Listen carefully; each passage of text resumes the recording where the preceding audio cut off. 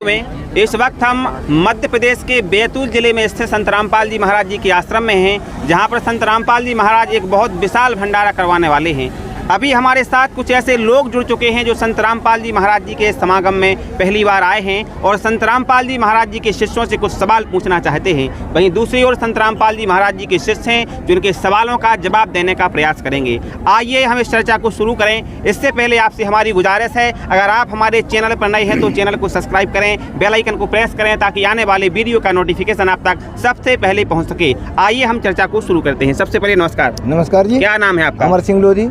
तो सर जी, आप संत रामपाल जी महाराज जी के समागम में पहली बार आए हैं, तो क्या कुछ कहना चाहेंगे संत रामपाल जी महाराज जी के शिष्यों से? मैं आपसे ये पूछना चाहता हूँ, हमारी जो बहनें खड़ी हुई हैं ये किसी प्रकार का श्रृंगार नहीं करती, ये हमारे हिंदू धर्म के सर्वथा विरुद्ध है, इसका क्या कारण बताइए आप?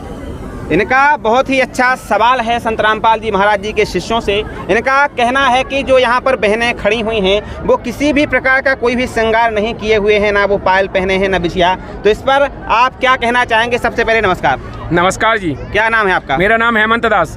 सर जी, इनका जो कहना है कि जो संत रामपाल जी महाराज जी की यहाँ पर शिष्याएँ खड़ी हुई हैं वो किसी भी प्रकार का कोई भी श्रृंगार नहीं किए हुए हैं, तो ये क्या है? ये संत रामपाल जी महाराज जी ये क्या कर रहे हैं? देखिए, इनने बहुत बढ़िया क्वेश्चन किया है कि जो श्रृंगार नहीं किए हुए हैं, तो श्रृंगार पहले तो मैं ये पूछना चाहता हूँ कि श्रृंगार किया किस लिए जाता है, फिलहाल थोड़ा मेरे को बताएं। बताइए सर। देखिए, हमारी माता बहनें जो रहती हैं पति की लंबी आयु के लिए जैसे बिछिया पहनती हैं, मांग भरती हैं, और हमारे अनुराधाचार्य महाराज जी कहते हैं कि जितनी लंबी मांग भरेंगी उतनी लंबी आयु होगी।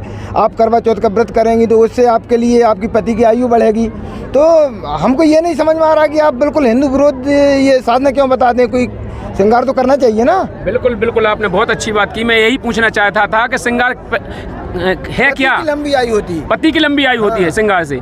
तो मैं ये भी कहना चाहता हूँ, अब इसमें फिर मैं बताऊंगा आध्यात्मिक नॉलेज के माध्यम से। पहले मैं ये भी बताऊंगा कि क्या जो बहनें श्रृंगार करती हैं उनके पति तो मरते नहीं होंगे? आपके जो जगत में जितनी बहनें श्रृंगार करती हैं उनके पति तो मरते नहीं होंगे, क्योंकि वो तो लंबी मांग भरेंगी, लंबी आयु होगी, मरेंगे नहीं। बताइए सर। अब देखिए, अब जिसकी आयु पूरी होगी तो उसको तो जाना ही होगा। अगर बीच में भी अगर पता लगे कि मर जाता है, कोई 20 ही साल का हुआ, उसकी शादी हुआ है, 2 साल हुआ है, वो मर जाता है, तो क्या कारण है उनकी? क्या वो श्रृंगार नहीं करती हैं या कोई लंबी मांग नहीं भरती हैं? पहले में ये बताइए।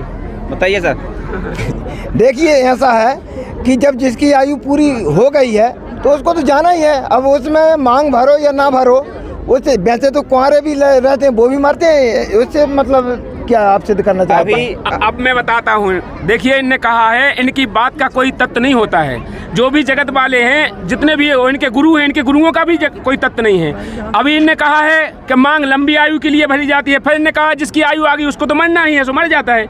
अगर भैया मरना ही है जिसकी जब आयु आई है, तो फिर हम जब पाखंड क्यों करें? ये तो हो गया हमारा भौतिक और आध्यात्मिक। मैं बताता हूँ सही, जो संत रामपाल जी महाराज जी भक्ति विधि देते हैं और जो भक्ति विधि दे के वो हमको भक्ति बताते हैं, उससे उनका पति जरूर नहीं मरेगा। इसकी गारंटी है, उसकी आयु बढ़ा देगा परमात्मा, 100 वर्ष तक की आयु देगा। और संत रामपाल जी महाराज जी ने इस बात को कई बार सिद्ध किया है वेदों के अकॉर्डिंग।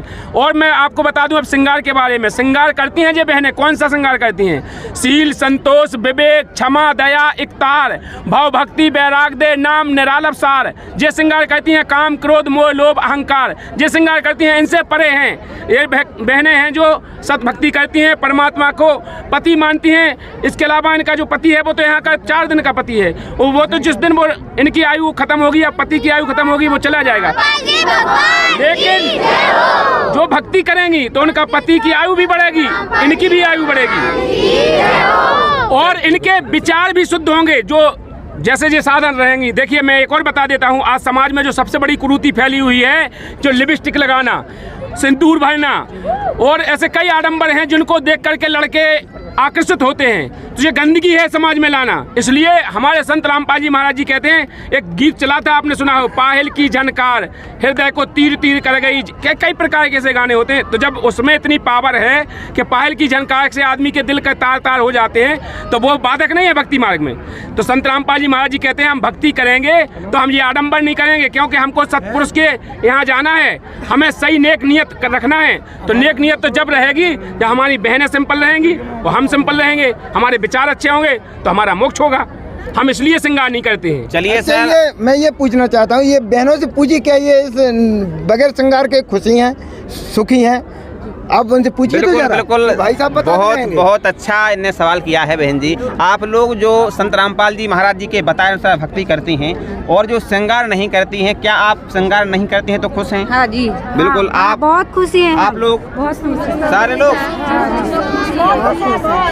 संत रामपाल जी महाराज जी के जितने भी यहाँ पर शिष्याएं मौजूद हैं वो सारे के सारे बहुत खुश हैं। संत रामपाल जी महाराज जी के बताए अनुसार भक्ति कर रहे हैं और कोई भी श्रृंगार नहीं करती हैं, बहुत खुश हैं।